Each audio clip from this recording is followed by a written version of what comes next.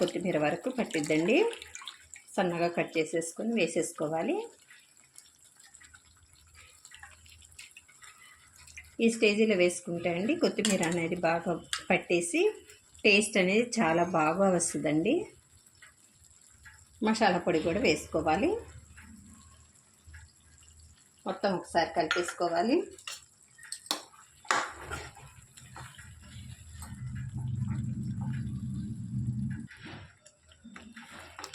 మొత్తం ఒకసారి కలిపేసుకొని కొద్దిగా వాటర్ వేసుకోవాలి.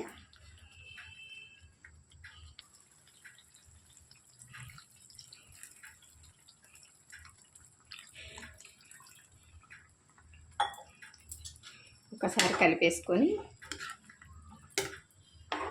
మూత పెట్టి ఒక 2 సెకండ్ల వరకు ఉడికించుకోవాలి.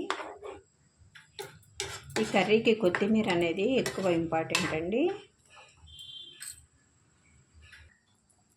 మూత పెట్టి ఒక 2 సెకండ్లు ఉడికించుకోవాలి. ఒకసారి మూత తీసి చూసుకోవాలి. చక్కగా రెడీ అయిపోయిందండి కర్రీ. సర్వింగ్ బౌల్లోకి తీసేసుకోవటమే. రెడీ అయిపోయిందండి. సులువుగా ఈజీగా టేస్టీగా కొత్తిమీర చికెను మసాలా కర్రీ.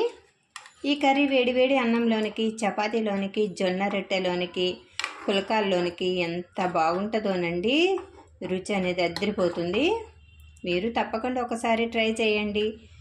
నచ్చితే లైక్ చేయండి. మరిన్ని టేస్టీ రెసిపీస్ కోసం అంజు రుచులు ఛానల్ని సబ్స్క్రైబ్ చేసుకోవడం మర్చిపోవద్దండి. Thanks for watching. బాయ్ అండి.